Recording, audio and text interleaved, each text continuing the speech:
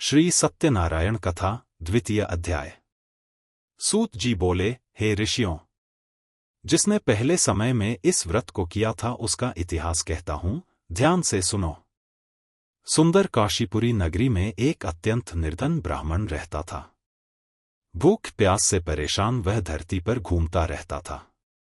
ब्राह्मणों से प्रेम करने वाले भगवान ने एक दिन ब्राह्मण का वेश धारण कर उसके पास जाकर पूछा, हे विप्र, नित्य दुखी होकर तुम पृथ्वी पर क्यों घूमते हो? दीन ब्राह्मण बोला, मैं निर्धन ब्राह्मण हूं, भिक्षा के लिए धरती पर घूमता हूं। हे भगवान, यदि आप इसका कोई उपाय जानते हो तो बताइए। वृद्ध ब्राह्मण कहता है कि सत्यनारायण भगवान मनोवांछित फल देने वाले हैं, इसलिए तुम उनका पूजन करो। इसे करने से मनुष्य सभी दुखों से मुक्त हो जाता है। वृद्ध ब्राह्मण बनकर आए सत्यनारायण भगवान उस निर्धन ब्राह्मण को व्रत का सारा विधान बताकर अंतर्धान हो गए। ब्राह्मण मन ही मन सोचने लगा कि जिस व्रत को वृद्ध ब्राह्मण करने को कह गया है, मैं उसे जरूर करूंगा। यह निश्चय करने के बाद उसे रात में नींद नहीं आई। वह सवेरे उठकर सत्यनारायण भगवान के व्रत का निश्चय कर भिक्षा के लिए चला गया। उस दिन निर्धन ब्राह्मण को भिक्षा में बहुत धन मिला, जिससे उसने बंधु बांधवों के साथ मिलकर श्री सत्यनारायण भगवान का व्रत संपन्न किया। भगवान सत्यनारायण का व्रत संपन्न करने के बाद वह निर्धन ब्राह्मण सभी दुखों से छूट गया और अनेक प्रकार की संपत्तियों से युक्त हो गया। उसी समय से यह ब्राह्मण हर माह इस व्रत को करने लगा।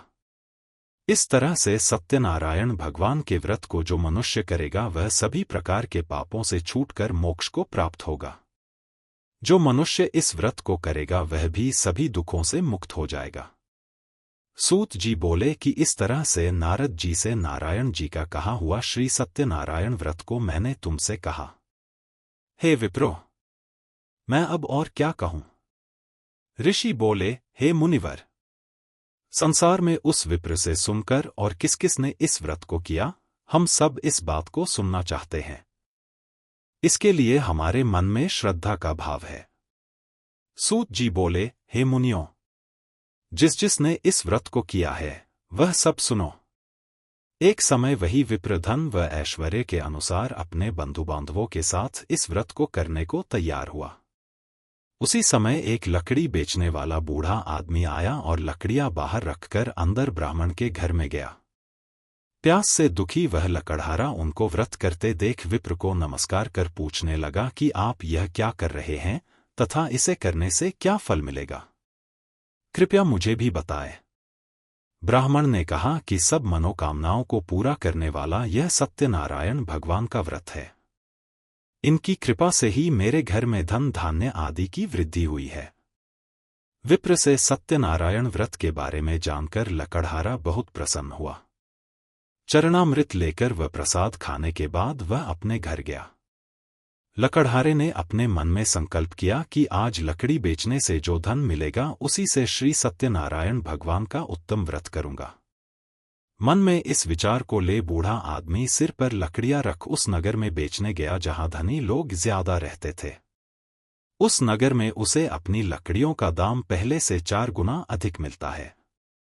बूढ़ा प्रसन्नता के साथ दाम लेकर केले, शक्कर, घी, दूध, दही और गेहूं का आटा ले और सत्यनारायण भगवान के व्रत की अन्य सामग्रियां लेकर अपने घर गया। वहां उसने अपने बंधु बांधवों को बुलाकर विधि विधान से सत्यनारायण भगवान का पूजन और व्रत किया। इस व्रत के प्रभाव से वह बूढ़ा लकड़हारा धन पुत्र आदि से युक्त होकर संसार के समस्त सुख भोग अंतकाल में बैकुंठ धाम चला गया।